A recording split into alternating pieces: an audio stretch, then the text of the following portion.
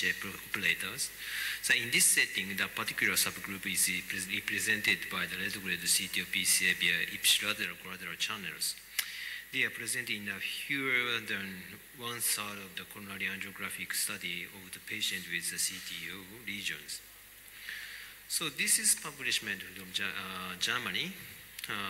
In this publishment, they evaluated ipsilateral retrograde channel for the CTO intervention. So they evaluated the ipsilateral collateral channels. So there are so many types of the ipsilateral collateral channels there. And retrograde approach via the ipsilateral collateral channel, the total success rate is 82. It's not so bad. But the ipsilateral collateral channel, usually mainly the epicardial, so that's why we should know the specific complication to use this channel for the retrograde approach. Actually, they have a tamponade due to the ipsilateral collateral perforation is 2.4% of the cases, and collateral damage is observed in more than 10% of the cases. So that I showed that one example, that this is R-shaped ipsilateral collaterals. You know that there's so many types of the ipsilateral collateral. So this is my personal experience. So in these 2.5 years, I had 247 CTOs. So I checked the control angiogram for these all the cases. So in these cases, 70% of the cases contralateral dominant, but 10% of the cases, the both collateral channel we can see, and 22% cases, ipsilateral collateral channels was dominant. So in these control angiograms, of course, I could recognize the antegrade approach, but in some cases we need to the retrograde approach. So the contralateral dominant patient lesions, the 43% of the we need to the retrograde, and the both group is the 50%. And the ipsilateral dominant patient, we use 63% of the cases we need to the retrograde approach. And of course, when the case with contralateral collateral channel dominant, I never use the ipsilateral collateral channel for the retrograde approach. But both we can see, when we can see the both collateral channels, there's 33% of the cases we use ipsilateral. And also ipsilateral dominant cases is 88% of the cases we use the ipsilateral collateral channel.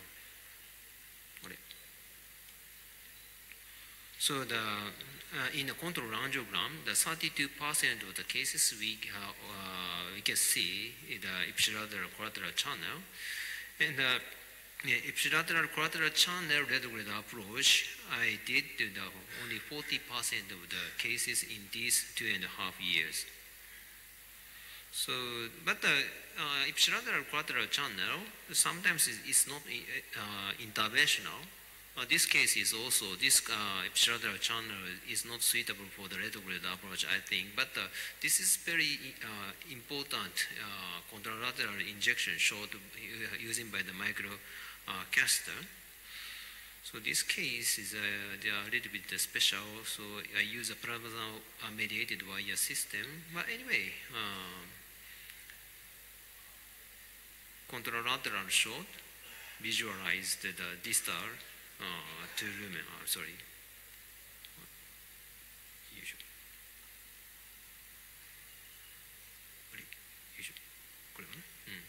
Yes, you can see. So even though we cannot use the retrograde approach in this type of the ipsilateral collateral channel, but we can use antegrade guide wiring. So this case is mid-LED CTOs. You can see the very good epicollateral channel is there. But in the first attempt, integrated approach has been failed. So finally, they used Stingray, but the Stingray direction is totally different, the vessel course, so they gave up at that times. So in the second session, I checked the RCA to find any interventional collateral channel, but you cannot see any collateral channel from the dominant RCA. This is a recorder view, so we cannot see anything, any septal channel. So this is chip injection in the ipsilateral collateral channel. But there is some bending portion here, but the SO03 could be passed. So as Dr. Asakura mentioned, just rotated is very important to preventing the damage of the channel. So take a little bit long time, but finally SO03 could be passed in this channel. So this is chip injection. The CTO length is very, very short. So I started retrograde wiring, and also I used the kissing wire technique. Finally, the integrated kissing wire could be crossed the CTO side, but this retrograde system is very, very useful for the landmark of the integrated guide wiring. So after 1.5 ballooning, I checked the angiogram, the damage of the channel, but it's okay. So this case, after stenting, this is final result. So the other case, but sometimes ipsilateral collateral channel has a risk of the perforation. This case is my live demo case, last IJCTO 2017. So this patient has a LED CTO, and from circumflex is a very tortuous, not interventional, but a very, very tortuous epicardial collateral channel. So of course I started from the integrated approach, but integrated penetration has been failed. So I decided to use the ipsilateral channel for the retrograde approach. This is chip injection. So you can see that some corkscrew portion, the knuckle portion, bending portion is there. So this is a channel tracking with the SO03. So as you can see, is a movement is one of the difficulty of this kind of the epicardial channel selection. And also this bending portion is very difficult to pass with SO03. So I changed to the XTR with a small knuckle. So there is a safe to prevent the wire perforation by the polymer jacket wires. But finally, XTR stretched this bending portion. So the wire chip is saved to the distal side of the two lumen like this. So but after reverse cut, I checked the chip injection from the anteblade. So you can see that the perforation or impending rupture at the bending portion. So that we put the several embolic coil to achieve the hemostasis. This is final shot. So in the summary, the ipsilateral collateral channel were observed about 32% of the CTO cases in my personal data. But some ipsilateral collateral channel are not suitable for retrograde approach. However, chip injection from them can be used in integrated wiring. After using the ipsilateral collateral channel for retrograde approach, channel perforation must be evaluated by the chip injection after stenting. Thank you for your attention. One question. You start with SO3 always in epicardial ipsilateral collateral, right? Yes, but it's most important point, the SO03 is very short, so the very safe. Yeah. Compared with the Sion black or even though the Sion or Sion blue, sometimes we can make it the perforation in epicardial channel. Yeah. So that is the teaching point here. We should start with SO, and if there is problem, filter exterior. Yes, yes. Thank you for your presentation. Thank you. We have the next speaker. Dr. Hamazaki. Yeah. Microcatheter difficult to negotiate the channel. Dr. Yuji Hamazaki. Thank you, Chairman. I'd like to talk about what next microcatheter could not pass channels. And in this situation, in CTO PCI, this situation is not so rare, so operator should prepare what's next for this situation. And first important point is we have enough backup support. To get enough backup support, of course, ideal guiding catheter selection is very important. For LAD, extra backup type is recommended, and for LCX, extra backup type or AL recommended, and for RCA, AL type is recommended. And of course, anchor balloon technique is one option, and child in mother technique is also the other option. And let me show you one case with mild in child in mother technique, technique. And target region was CTO at proximal LAD. Target region is here.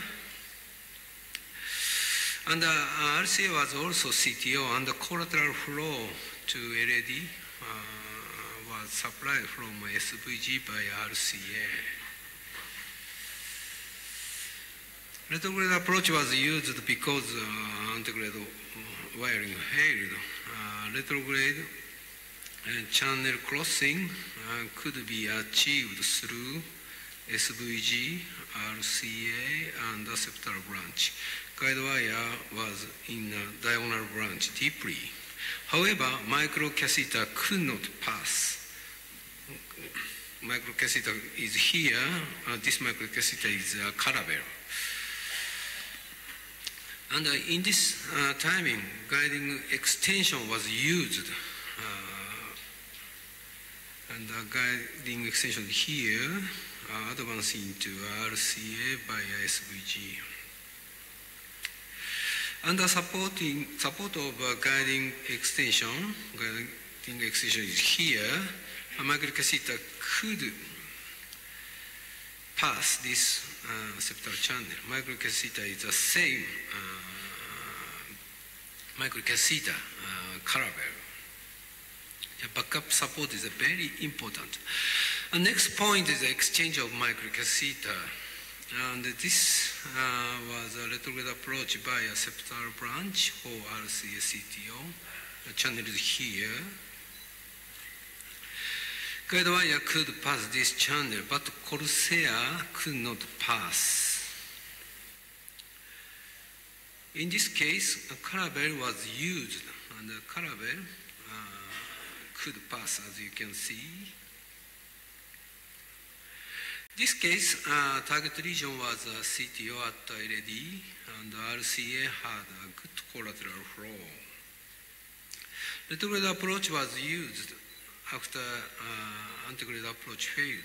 Retrograde guide wire was advanced into a proximal septal branch deeply, like this, but fine cross could not pass this septal channel. In this case, microcatheter was exchanged into a Corsair, and a Corsair could pass gradually.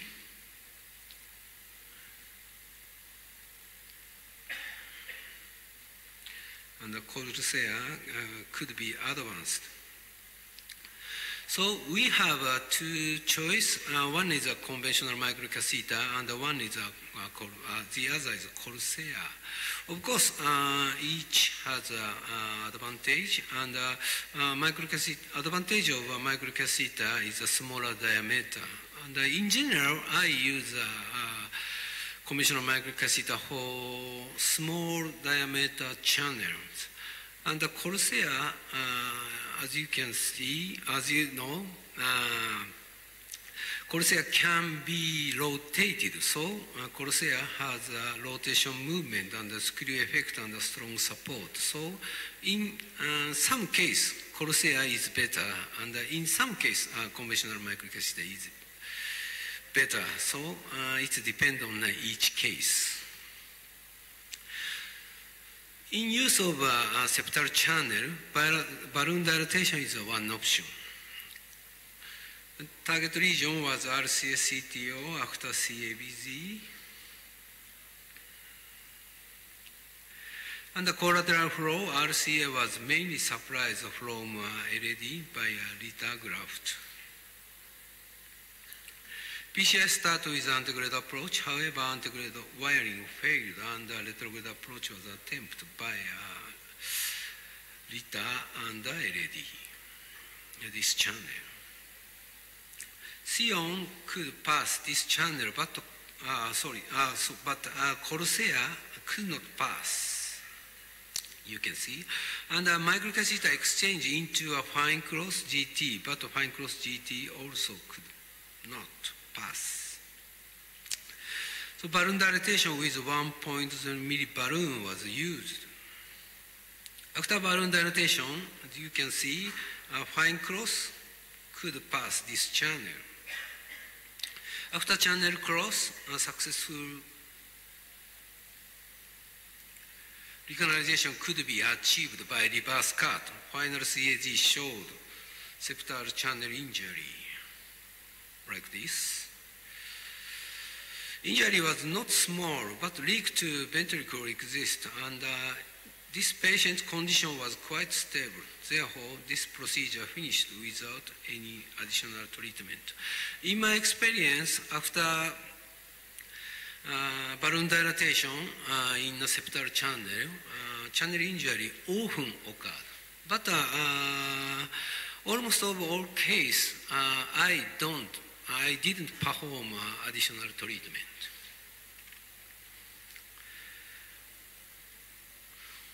And guide wire position is very important. And let me show you one case. Target region was CTO at RCA. And the retrograde approach by a septal branch was used after antegrade wiring failed.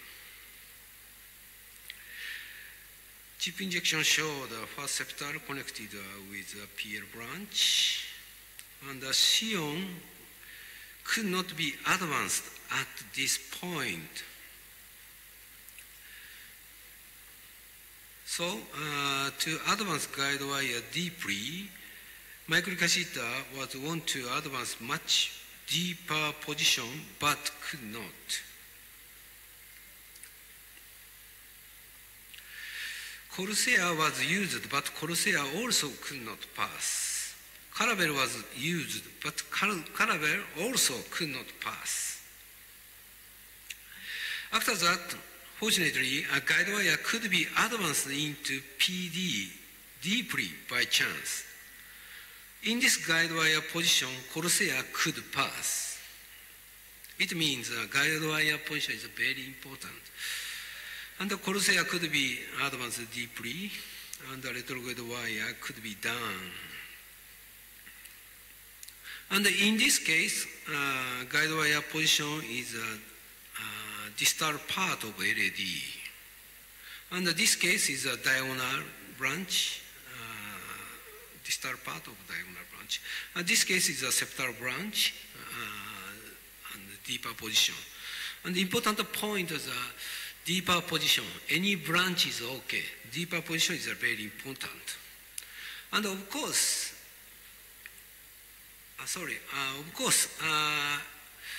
if Other collateral channel exist. Change of collateral channel is one option. This is my summary. In situ PCI, it is not rare that microcatheter are difficult to negotiate channel. In such situation, next step is a very important. Enough backup support and exchange of microcatheter, balloon dilatation, change of guide wire position, and change of collateral channels. Thank you for your attention. Thank you. Question, please. When you treat septal hematoma? Yes. Fortunately, I had no experience of hematoma, but if staining remained, I recommend coil embolism. And in which cases directly you go to caravel instead of crosshair? Is there anything like that? You say directly select caravel instead of crosshair, or crosshair instead of caravel, or you go stepwise every time? Microcatheter, crosshair, then caravel. Is it like that, or sometimes you directly take caravel? Because in general, CAG showed channel diameter is small. I use caravel from the beginning. Thank you so much. Now, moving on to the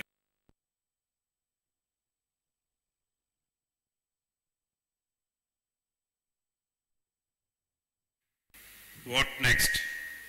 Still, antiquity is my preferred choice. So much, sir. Good evening, everybody. I think this talk is going to be totally out of place in this setting with all the Japanese colleagues proving their competence in newer technology and newer tremendous success rate. I just thought we'll look at what was happening 20 years back. While I was talking to Surya Prakash and Pratap, I said, let us look at some of our old data. We did have a fair amount of success in olden days also, and where all these devices were not available. Probably the cases we selected those days also simpler. Okay, this is 2 years, 97 to 99, 107 patients between Bombay and Madras, only single operator data. I mean, there's not much difference in the characteristics of the lesion, and majority of them were LADs, and the success rate was highest as usual and lowest in circumflex. But look at the guide wire used. The guide wire used, 90% of the cases, those of you who were practicing in the 90s would have known there was a wire called standard wire, which I don't think is available today. We have some still left with us. And there was a wire called Shinobi, which was introduced by Johnson & Johnson Cordis, which was a hydrophilic wire. These two wires were my mainstay. Those wires I used to use were stiffer guide wires, 0.014 standard or intermediate wires. And this was used by me very regularly. Hydrophilic coated wires were available those days, the Choice PT and the Crossit. Crossit had extremely poor steerability. Shinobi wire had steerability, but it was a very risky wire because you do not know when you will go perforating. Laser wires were seldom used. We used to have another wire called the Rota standard. In very difficult cases, we have used that because the tip was very small. It could get into the microchannel, get through that 0.09. Those wires, 009, were useful. Lower profile wires were also available those days. Balloons were invariably used for required to predilate. Microcatheters were available but not very prevalent. OTW wires were giving us additional support. We used to always daughter the lesion and then try to see what is the length of the lesion before selecting our balloon as well as the stents. What was my philosophy those days? Hydrophilic coated wires, by and large, decided its own way. The operator, very little operator control, and dissection and subintimal dissection was very, very high. And we never encouraged usage of the hydrophilic wire those days. Once the purpose of the coated wires or CTO wires are used, immediately change over to the other wires, and microcatheters were used for adequate support. What was the sequence of usage? Soft or intermediate wire followed by escalation is the total well-known teaching even today. I never believed in that. My strategy is even now the most controversial. Straight away go to standard wires, which are the best wires in my armamentarium, will give me a best chance. That would be the first wire I use. The softer wires were used only to position the microcatheter or the OTW balloons. And balloon microcatheter support was support close to the CTO lesion was the last resort, because then you cannot control the wires, get a good guiding catheter position, and work with the standard wire. Once the CTO wires go down, while advancing, I keep rotating the tip to know whether I am inside the lumen. These are all what was the practice those days. And what was the key to success those days was proper views, proper hardware, all multiple Ps, 5 Ps. Even now, this means a lot. Looking at some of those cases, 46-year-old male, non-diabetic, non-hypertensive, symptomatic for 3 years, RCA totally occluded, and good collaterals from the LAD. And you can see the collateral channels well. We first tried antegrade approach, it didn't work. The next was the retrograde approach. And as I am not very good at it, it didn't succeed.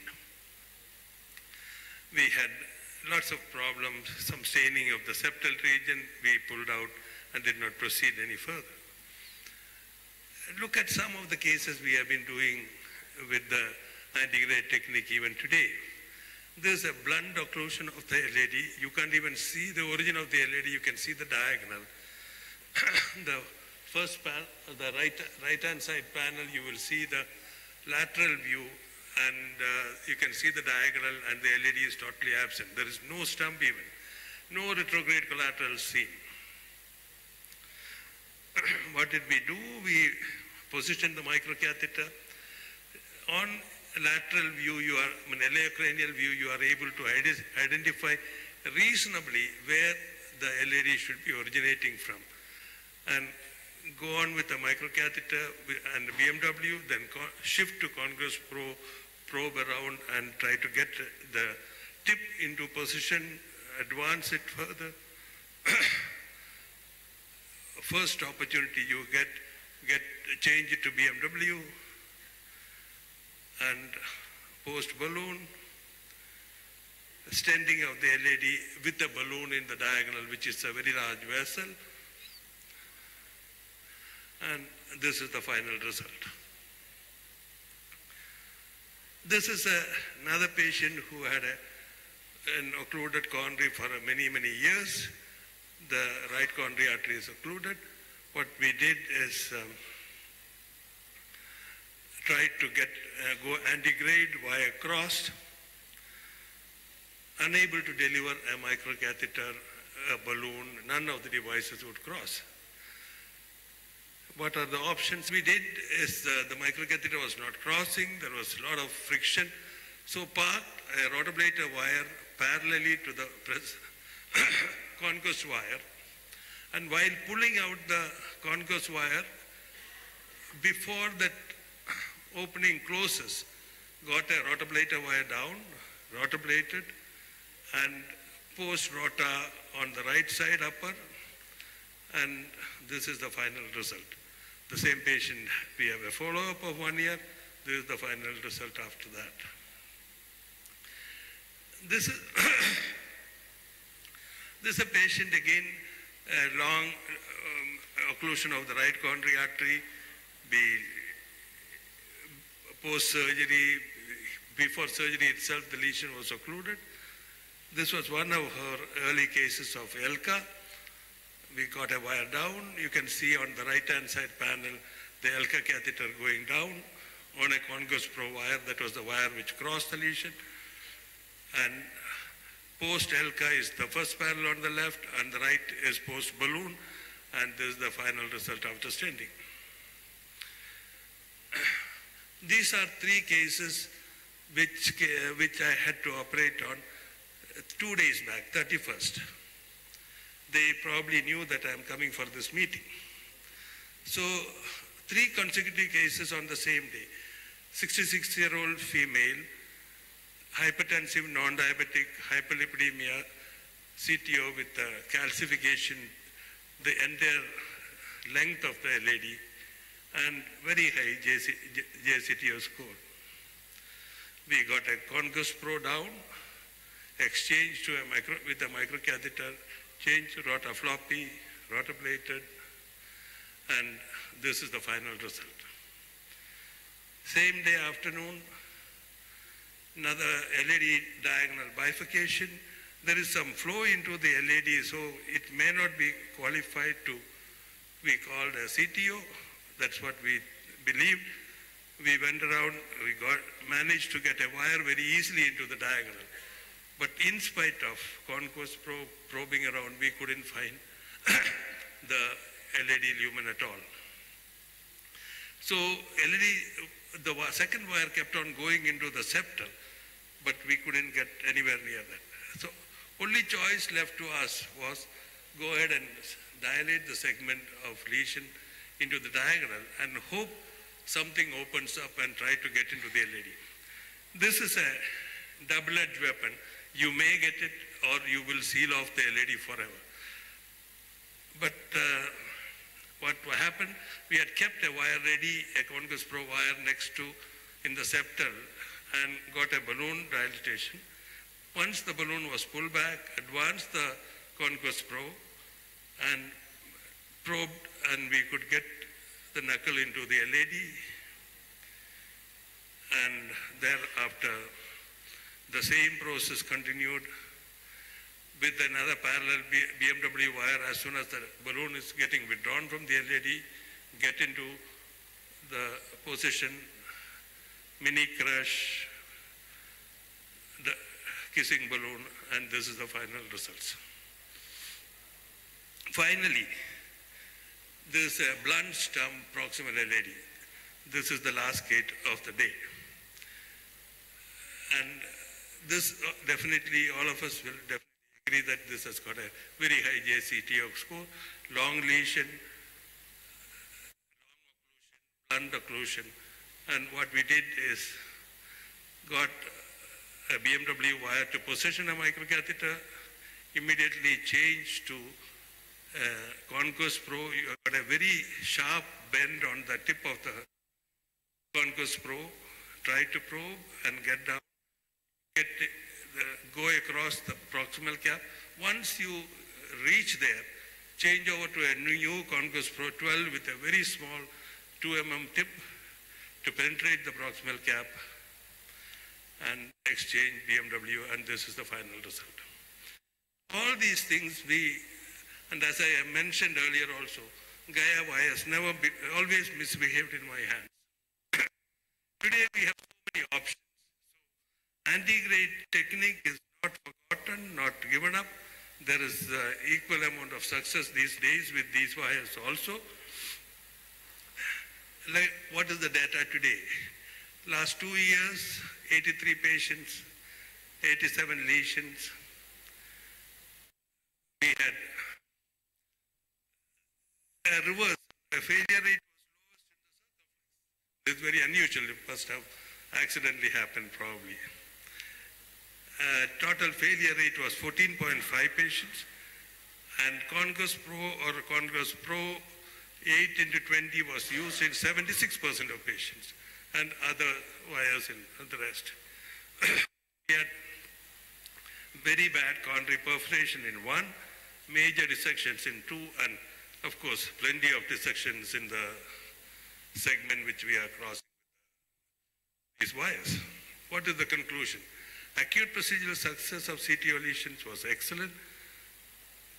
Complication rate was less. Vessel tortuosity and no retrograde collaterals had a higher failure rates.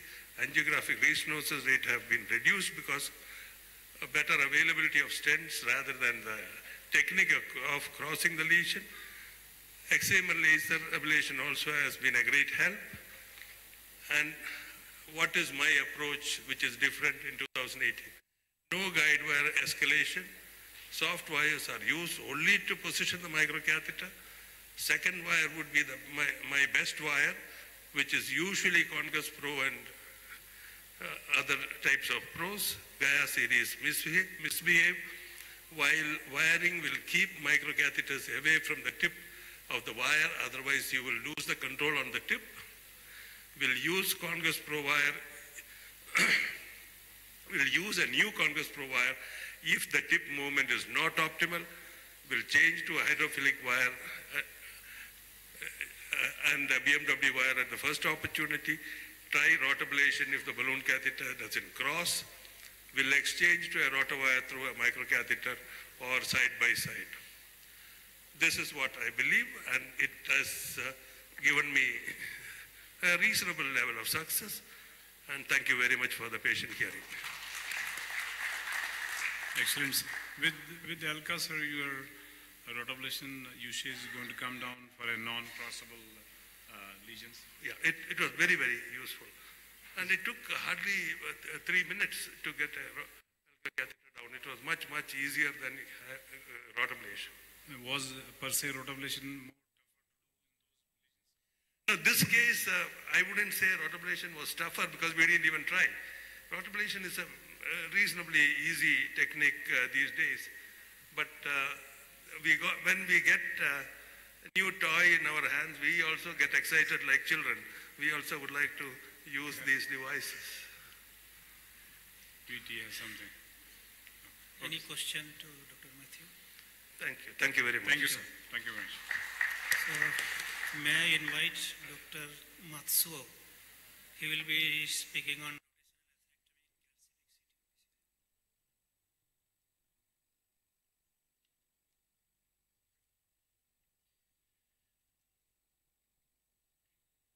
Thank you, Chairperson. My name is Koshimatsu from Osaka, Japan.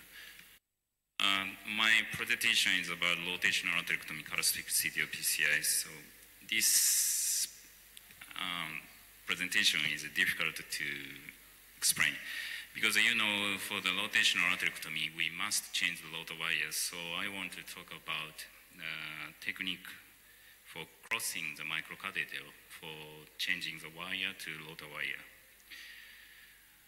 CTO region have some pathology like this. If the region has some microchannels, this region is a higher success rate. And the homogeneous hard plaque is a little bit lower success. And calcified plaque is a very lower success rate, I think. And if the CTO region have severe calcification, the predictive factors of CTO procedure failure is like this. So what is the problem of the CTO region with heavy calcification? Difficulties to penetrate the proximal or distal cap with the wire. And difficulties to advance and manipulate the wire inside of the CTO. And difficulties to advance microcatheter and balloon is a big problem. And difficulties to expand the lesion completely. So like this situation, finally, we must perform rotational atherectomy, but remember, we must change the wire to rotor wire for rotational atherectomy. If the devices cannot pass, we usually get the stronger backup and anchor balloon technique and guide extension or something. and sometimes using tolerance probe. But sometimes various kind devices cannot pass. This case is circumflex CTO. Sorry. And you can see the severe calcification at the circumflex CTO. But this case, I succeeded cross using the Conquest Pro 9 gram finally. But after crossing the wire, the lesion, I could not advance any devices, even though using a tolerance or a very small balloon or using guide extension devices. So, like this situation, one option is advanced microcatheter close to the CTO lesion as possible as we can, and from this site, wiring only rotor wire, and sometimes we can cross to the distal site gradually, like this. But you should advance microcatheter close to CTO lesion as possible as you can.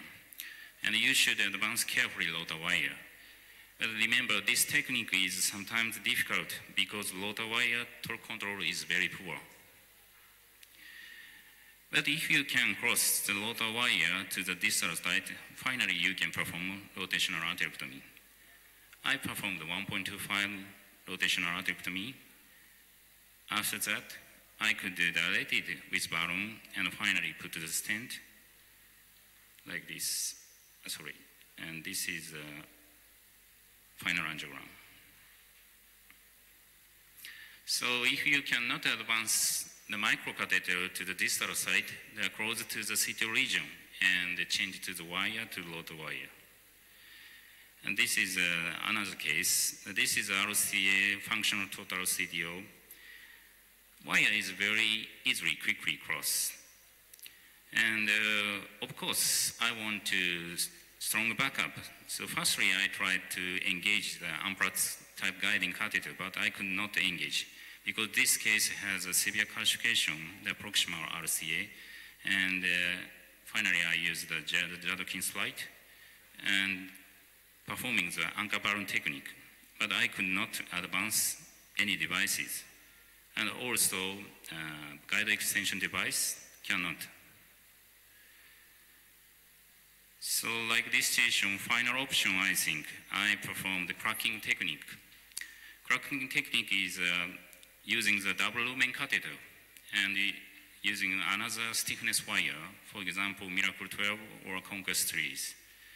And very carefully advance the wire close to the first wire using double lumen catheter again and again. So if you want to perform this technique, you should advance stiffness wire carefully close to first wire. And you should check the angiogram by plane and various rotational angiogram because the wire direction is very important. And you should use dual lumen catheter, for example, Crusade or Sasuke. And you can create a small space beside of first wire. But remember, this technique has some risk to create dissection or hematoma. So after performing this technique, you should not injection from the antegrade because sometimes create easily the hematoma to the distal site. And this is another, and after that, I could perform change the wire to the rotor wire and perform the rotor braided like this, 1.5 bar. And I could dilate it this side. And this is the final angiogram. But this case is only rotational atherectomy and POBA. And next month, I performed the bigger size rotor braided and stented this case. And this case is another case. This is a RCA-CTO case. And this is a hemodialysis patient. You can see the severe calcification at the RCA-CTO. The proximal is a functional total. But from the mid portion, this case occluded totally with severe calcification. And I performed retrograde approach, but I could not advance the wire from the antigradally, both antigradally from retrogradally. I could not advance any devices to the distal site. So like this station, I could not perform externalization, even though using various kinds of technique. And finally, I checked the rotational angiogram, and my both wire close to each other. Like this situation, very limited situation, one option I performed, the rendezvous technique. I advanced the concuss pro into the retrograde microcatheter. And one time, after go into the retrograde microcatheter, advance the wire very deeply. Only like this technique, I could advance the balloon sometimes. So if you want to rendezvous technique, you should check each other wire position. If the wire, each wire position is very close, maybe you can perform this technique.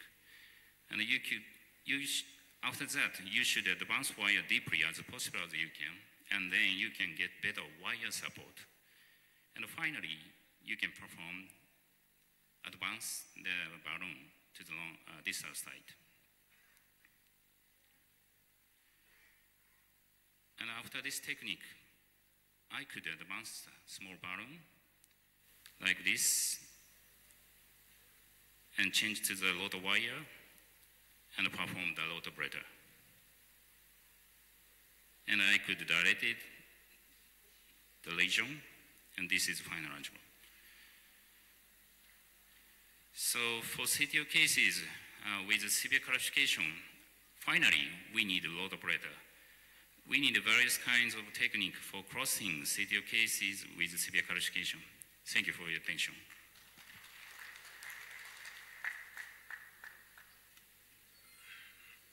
Thank you so much. I think it's a very, very nice presentation. Sir, Dr. Mattis. Mike there.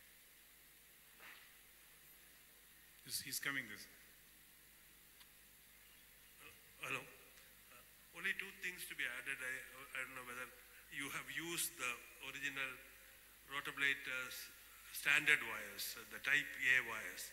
We used to have a short, instead of the 5 centimeter tip, we used to have a 2 centimeter tip with a stiff wire at the tip. The radio opaque part was stiff.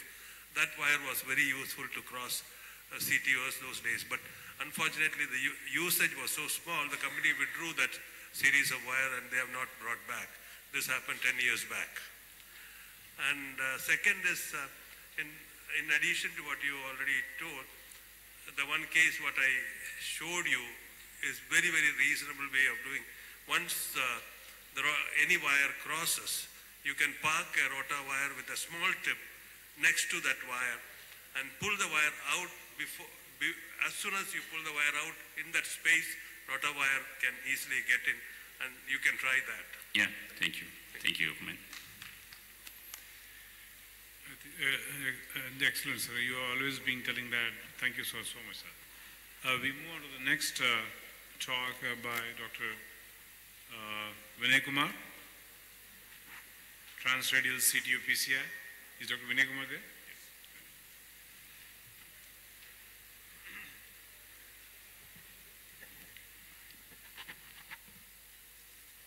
So very good evening all dear colleagues. After having seen so many cases, nobody will disagree that CTOs is not a simple business. It is definitely something that is at most technically demanding, requires multiple vascular accesses, most often require bulkier catheters and devices, needs prolonged procedure timings, usually requires a high contrast load, and usually having a higher complication rate than conventional angioplasty. Now looking back to the data is sparse regarding transradial CTO angioplasty. Now, Tanaka et al., they have brought out a paper where they have compared 280 transradial cases with 305 transfemoral cases. They have reported comparable success, 74.6 versus 72.5, more or less equal. But the point to be noted is that with JCTO scores more than or equal to 3, success rate was much lower with the transradial access.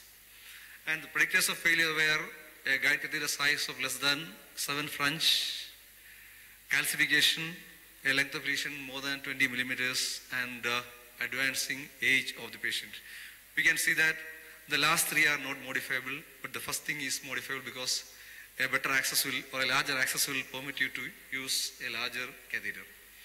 Now, another set of data from Alaswad and Associates have shown that a similar technical success, procedural success, and major complication rates with transradial access, but higher mean procedure times, higher fluoroscopy times, and a higher number of crossing approach changes with transradial approach. Now, another set of data from the recharge registry, almost 1,300 CTO PCIs with hybrid protocol from 17 European centers. 306 were fully transradial, and 76%, that is 947 cases, were transfemoral. The average JCTO scores were similar, technical success was similar, in-hospital major adverse events were similar. Access site bleeding was similar in both groups. Femorals did not show any significant excess bleeding. Then similar procedural duration and similar radiation dose for both groups. But the transradial group showed a lower contrast agent use, that is 200 ml as compared with 250 ml of an average. Now coming to the technical limitations of a transradial access. Again, we have got a conflict of interest here because transradial access usually permits smaller hardware and there is a higher incidence of vascular spasm. But technically, we need bulkier hardware, multiple devices, wires, anchor balloons, microcatheters, bulkier devices like rota, IVs, lasers. We have seen many cases in the morning and afternoon.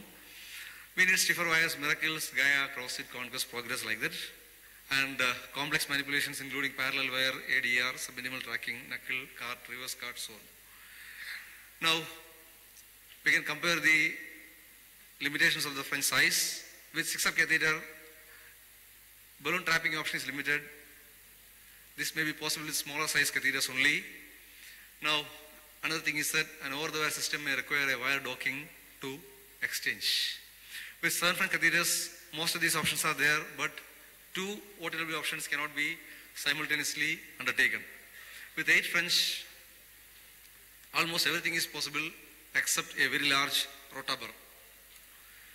Now, how to overcome the limitations? The first and foremost is enhanced operator skill and experience.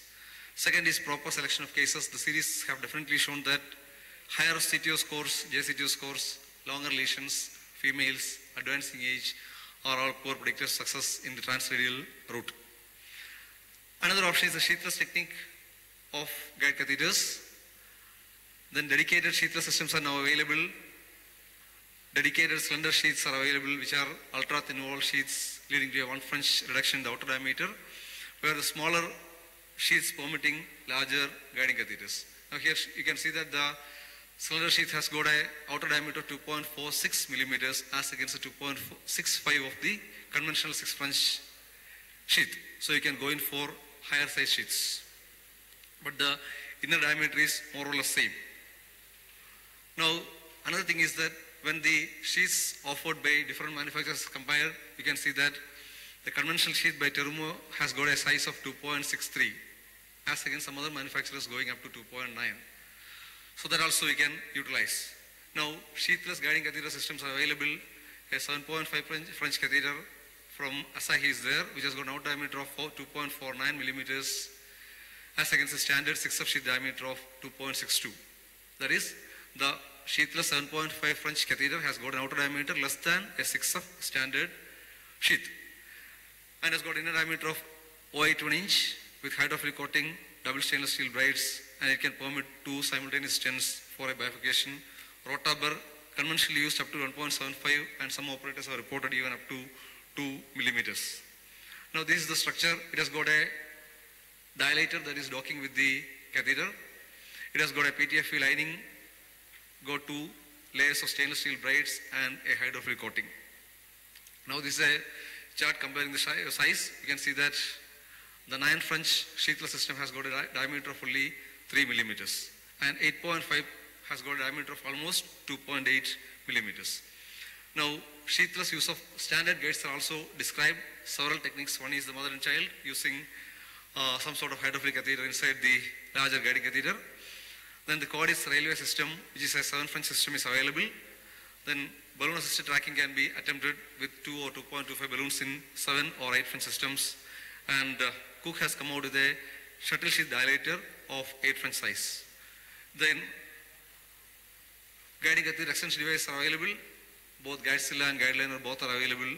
They permit more of a coaxial alignment, and they are useful in unfavorable takeoffs, then transradial approaches, anomalous arteries, and they create a pathway for PCI in complex lesions, calcific lesions, tortuous vessels, and distal lesions.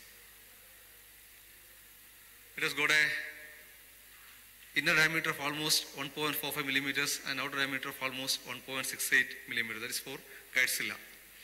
And to conclude, transradial CTO PCI is a feasible option.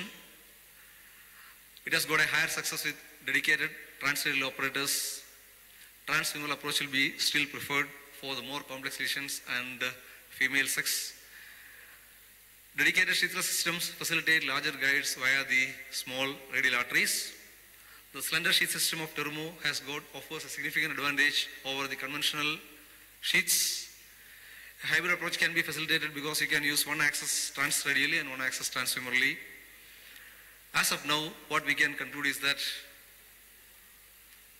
a fully transradial approach for CTOs may be reserved for dedicated operators, milder lesions, and male gender, and at the most, the results are comparable with a transfemoral approach. You can never say that is superior still. Thank you all for the patient hearing. Thank you. Thank you, Vinay. Unless somebody has any questions, we move on because you're already getting late. I'm sure, except for that, sometimes you don't get such a big support with the radial catheters, which is a challenge. In spite of all the designs, people always go for a transfemoral whenever you see a bad CTO or a challenging CTO. Other than that, it's quite comparable and can be useful in a good operator hands. Thank you, Vinay. At the most, you can say that is comparable. That's all. Yeah, thank you, Vinay. Thank you, sir. Thank you so much. Dr. Khalid will be talking of reverse wire technique. Nice to see you.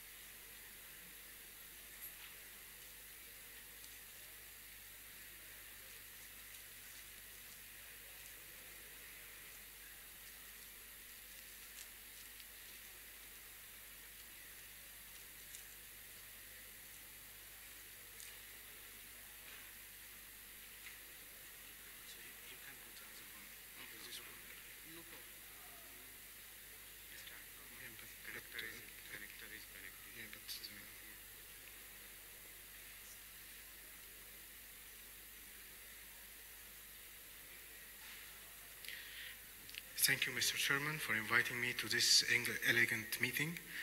It's for me the first time to come to India. It's quite impressive. So my presentation today is reverse wire techniques in CTO, which is not so common, but I will start just with the basic case presentations. So it's a case of a young guy with a chronic total occlusion of RCA with a quite unclear distal lesions with good retrograde channel feeling to the distal BDA branch. However, we try antegrade with a filter XT cross successfully to the BDA, and finally we do some balloon dilatations with 1.5 balloon, and we catch easily to go to BDA. But however, when we try to go to the posterolateral, because it's a quite big artery, we could not cross. So we're going with double human macrocaster, cannot cross. Again, further XTR cannot cross, pilot 50 cannot cross. So I'm going to the fourth human. So here's the final options to go to reverse wire techniques. Usually reverse wire techniques, because techniques has described for bifurcation lesions when we have a big side branch and big diagonal, big circumflex artery, and we don't want, or we already pass the true lumen to main artery, and then we lose the side branch techniques, or side branch total occlusion. So reverse wire technique is ideal to use to this branch. However, still has some limitations when we have a heavy calcified CTO lesion, so reverse wire cannot be there because it needs to have a very strong support. So the concept to use reverse wire techniques is just to have a hydrophilic wire with double human microcaster, and then we'll learn step by step what to do. So here's the step to do the reverse wire technique. So nowadays we have a lot of double human microcaster like Kanaka Crusade, or and now it's taken by Trum with Fine Dew, or a new from Asahi, and a lot of vascular solution, a lot of microcaster side hole, double human.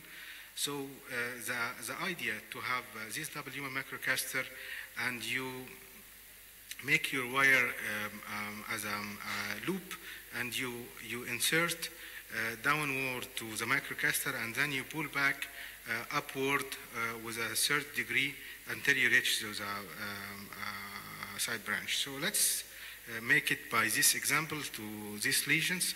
So here you see that false track going to the false lumen posterolateral branch, and then the other wire going to the false lumen. So how to go back to the true lumen? Again, you make the band in the point about 3 centimeters from the tip of the guide wire, opposite to the side to the tip curve, about 3 centimeters, and then you go 45 degree to 60 degree upon the point of about 3 centimeters from the tip of the guide wire, opposite to the tip of the curve, and then you make this big curve, and you loop the wire, and you push it to your microcaster, and then you pull back. You make a reverse wire system with the main guide wire double lumen microcaster to insert it in your guiding as a Y shape, as you see, like this one. So as you see here, as a Y shape, you should insert your wire as the wire going as a loop to your system Y connectors, and then it will reach in this way. You push it, and then you try to pull back, and it will go directly to the side branch. This we always doing. This is a concept we're doing the reverse wire techniques. So if you have a total occlusion of the artery, and you want to and there is some stump, but you cannot cannulate, so the reverse wire technique is ideal using by filter XTR or filter XTA, it's a good wire to go there. But if you have a very calcified lesions, it will be very difficult to go by confianza proprio or the Gaia because if you make this loop with these two wires, confianza or hard wires, penetrating wires, it may be broke. So it's recommended always with the hydrophilic wires to go with reverse wire techniques. Then you make this loop as stretching the reversing wires, and then you are in the true lumen, and then we balloon it, and then kissing balloon, and this is the final image.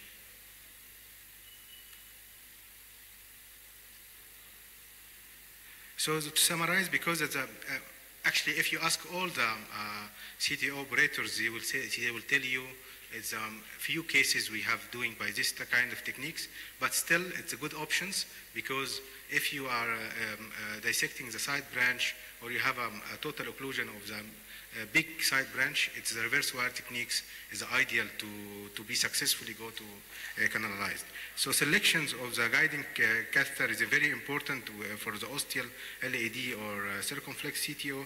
Reverse wire techniques is very effective when the wire dissection of the side branch occlusion. Double macrocatheter is effective for bifurcation CTO. Limitation is still heavy calcified when we need strong penetration wires. And finally, I would like to invite you all to our meeting in the Middle East, IMC Live in Jeddah, if you are interested to come. Thank you very much. Yeah, good presentation, and see you in Alexandria. I am with you. Just, I have a question. For strong, hard calcific lesion, if you want to reverse the wire, can pilot 200 be used? Yes, it can be also used, but again, pilot 200 is not a penetrating wire. It's a very slippery wires. It's a very good one, but it can be used, of course.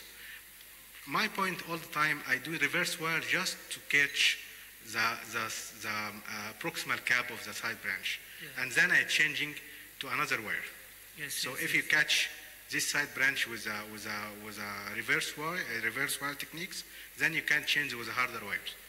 Okay. If you have a heavy calcified, but you don't do reverse wire techniques with the heavy wires like a confianza or Gaia wires. And that's why I'm talking. This is a hydrophilic pilot 200. Yes, it's very good one. It's very good option. Thank you so much, Dr. Khalid. Nice presentation. We move on to the last but not the least, Prabhakar's presentation. Thank you very much. Not least. CTO, PCI, and acute on chronic occlusion, a different ball game. Dr. Prabhakar Shetty, please.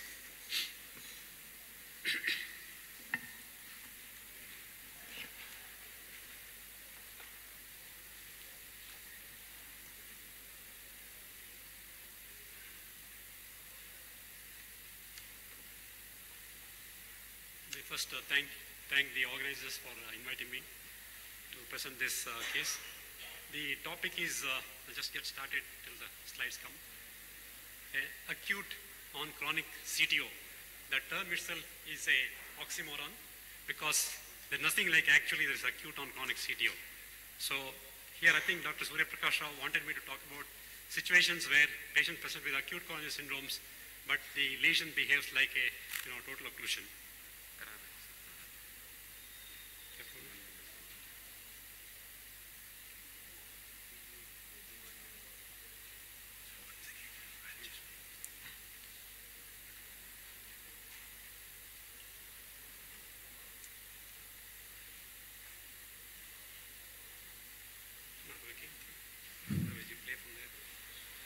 Chronic problem. Occlusion is acute, but chronic problem is chronic.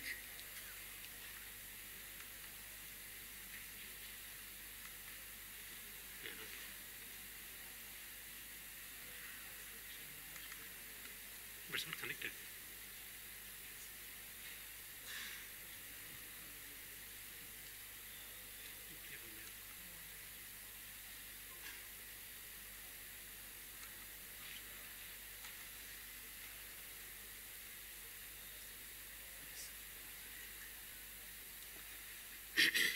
So we identify this situation when a patient presents with acute coronary syndrome and there is difficulty in crossing or dilating the lesion, or there is evidence of heavy calcification or diffuse disease, and often they have well-formed collaterals. This is a 68-year-old gentleman who presented with acute inferior wall ST elevation MI, and he had symptoms for about 12 hours. This was the angiogram, left side moderate disease, and collaterals are seen filling the distal right coronary artery. And this was the lesion, RCA, mid, total occlusion.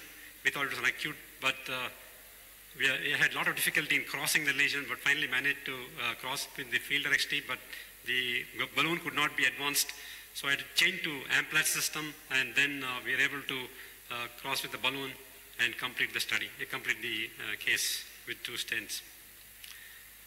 Now, these patients may present as ST elevation MI or NSTEMI, or sometimes just unstable angina, and maybe new onset exertional angina. And sometimes they present very dramatically with acute pulmonary edema and cardiogenic shock. So there will be some atypical features, and the ECG may not be the usual typical ST elevation MI, and there may be discordance between the ECG and the echo findings. So as I told, they are fibrotic calcified lesions and often need CTO wires, and often need adjunctive devices to complete the PCI, like cutting balloon or rotablator. And management options in the primary PCI ST elevation setting, we may complete the stenting if we are able to dilate the lesion and go ahead, often without using any adjunctive devices. Use of rotablators in this situation is a little tricky. And true acute occlusion will have variable amount of thrombus, so there's always some risk of rotablation. So the plan is, most of the time we just do the thrombus aspiration and balloon dilatation, and then stage them for stenting or stage CABG, or sometimes even medical management. So the rotablator use, there is very few cases of anecdotes where people have successfully used rotablator in acute MI ST elevation. However, in one Japanese study of about 150 patients, there was a much higher incidence of periprocedural slow flow and periprocedural MI. So the rotablator is not the ideal thing to try in patients with acute coronary syndromes, even though lesion looks like a chronic one. So here is a second patient who presented with, again, inferior ST elevation MI, symptoms 8 hours duration. So there was moderate disease in the left system. And this was a heavily calcified mid-RCA total occlusion. And we knew from the beginning this was going to be difficult. Thrombus aspiration attempted, and then the balloon dilatation was done. We got TB3 flow established, but the balloon was not fully expanding. So we stopped at this stage, and we also felt that the thrombus amount was not that much. So we brought him back 2 days later, and we did a OCT, and that showed only a small amount of thrombus, but heavy calcification. So, I didn't get the OCT films. Then we did the rotational atherectomy with 1.5 bar and completed the procedure with good results. Now here's a third patient who had symptoms for 2-3 days and 3 hours of worse pain with ST elevation in the anterior leads, and he had a positive stress thallium in 2015. So chronic disease, right coronary non-dominant, the left coronary LAD total occlusion and calcified lesion. So we are unable to expand the balloon here. So again, we thought we'll defer it, we'll bring him back a little later, and he was very stable. So TB3 flow, we left it, we treated him antiplatelets and low molecular heparin, and we were planning to do PCI 2 weeks later because he wanted to, not ready to stay in the hospital too long. So he had no symptoms, but when we brought him back, we closed again. Because of the well-formed collaterals, he has had no symptoms at this time. So this time again, we tried thrombus aspiration, but didn't work. Then with the 2 millimeter balloon, we opened, and then we did the rotational atherectomy with 1.75 millimeter bar, and then the stenting extended to the left main with good results. So, and sometimes this is another patient who presented with acute pulmonary edema, and he had diffuse ST segment depression, and the echo showed global LV dysfunction, and both LAD and RCA showed slow flow with calcified lesions. It wasn't even clear which was the culprit, but we thought most probably LAD because the RCA lesion looked even more chronic than the LAD. So we tried to open this, it was not opening well. did the balloon. We got TIMI-3 flow, but calcified vessel, we are not comfortable stenting this lesion directly. So we also opened the RCA that also behaved like a true CTO, Fielder XT, and then Confiance Pro 12 wire we had to use with amplat support. And balloon was not expanding well. Again, we got TIMI-3 flow in both vessels. We left it, and we advised him actually go to bypass surgery, but he was not keen on that. We brought him back 2 months later and did rotational atherectomy of the LAD, followed by stenting, and also RCA, 1.75 bar. So here is another patient, 75 years old, presented with 3-hour symptoms, RBBB, ST elevation in the anterior leads, RCA CTO, and LAD slow flow and being the culprit. Here also calcified disease and balloons not expanding properly. So what we did at this time, we put a balloon pump and stabilized him, and he underwent actually bypass surgery. So here is another patient who presented with 1 month history of exertional angina, and he showed LAD total occlusion, but there appears to be a microchannel, and there's a lesion in the diagonal, so which we were able to cross with a Fielder XT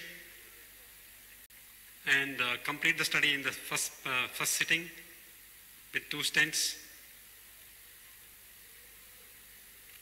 With excellent result. The balloon, the diagonal was just dilated with the balloon only. So in conclusions, acute occlusion of severe chronic stenotic lesions is not uncommon and usually present as ACS with the wide spectrum and identified by extensive calcification and difficulty in crossing or dilating the lesions. And management depends upon the presentation as well as the extent of CAD. In patients with STEMI or pulmonary edema, immediate restoration of TIMI-3 flow should be attempted, thrombus aspiration if possible, and POBA with small balloons, and proceed with stenting if the balloons expand well. And for non-dilatable lesions needing rotablator, it's better to stage the procedure if the flow is established. And for low surgical patients with multi-vessel disease, and stage CIBG should also be considered. Thank you very much for your attention. Very good presentation. Only one comment. I think in STEMI patients, this type of scenario, the laser should come before rotablation. Yeah, laser is not available though. Yeah, that is a comment. Yeah, if it is available, yeah, it may come earlier. Yeah. Well, yeah. So, thank you. Thank you for it. Dr. Galassi, your presentation, please.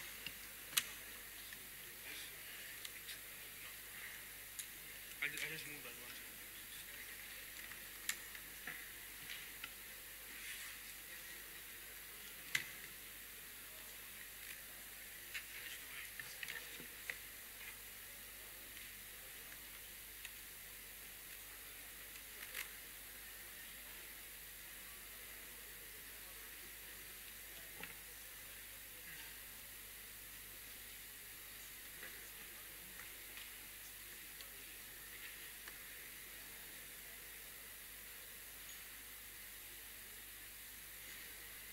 So I will try to go back to my presentation before. I try to give you some example how to solve the issue of uncrossable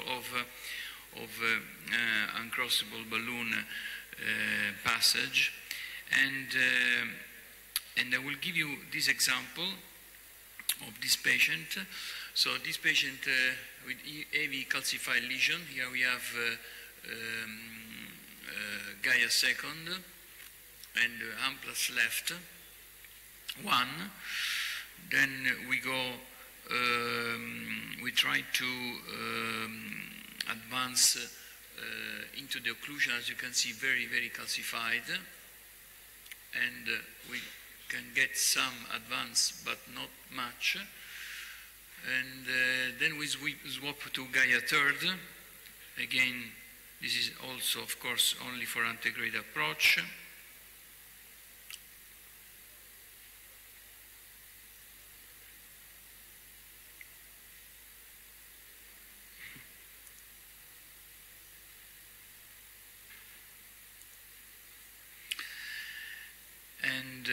So we are able to navigate into the body of the lesion, and we reach this distal CTO, because of course, as you can see, there is also another additional distal CTO before PD. So in this situation, we navigate again with, we change the fine cross with Corsair, but unfortunately this Corsair is not able to navigate into this distal part of the lesion, despite the fact that the wire is into the true lumen. So another system to get some passage is the tornus from Asai. We use the tornus in these situations, and we are able to navigate in this distal part of the lesion. But as you can see, in a case like that, with a very difficult situation and advancement of balloon, which are able to open up the vessel, probably advancing a stent will be a very difficult problem. And this is the issue usually which comes despite a good dilatation of the whole vessel, as a vessel with results like that, for which, of course, you have to create some more space, some more force. And this is the case to have help from some extension guiding catheters, such as Gideon, Guideline, or others. And you can see here that they are extending your powerful your power of the guiding into the occlusion and may allow you to get more distally with a stent. Position of the stent is successful in the distal part of the artery, and of course this also is this Gideon, this guideline is also used for to implant more proximal stent, and then at the end to have a proper result. This is basically additional stent, proximal stent, and the final result of the lesion. So basically this means that we are using all sort of additional steps to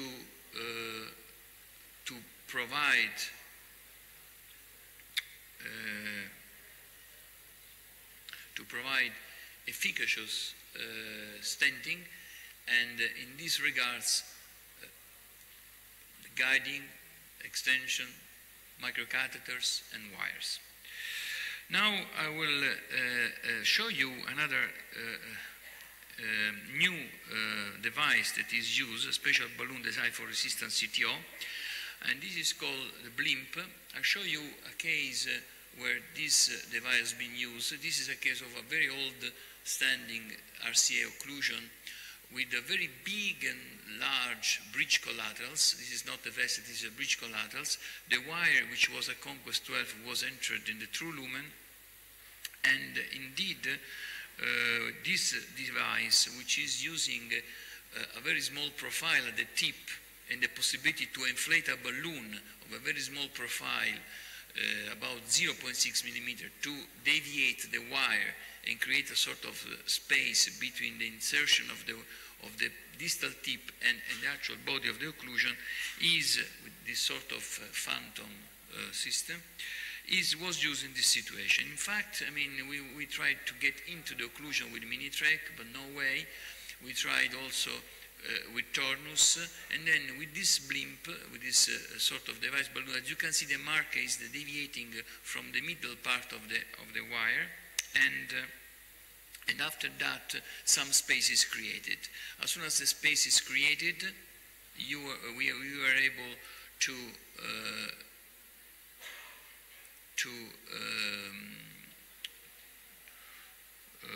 advance a standard balloon, and as you can see here on the left, and then this balloon now was getting inside the occlusion, and of course then we were able to advance more wire, parallel wire technique, and with Conquest Pro and Gaia 3, as of course the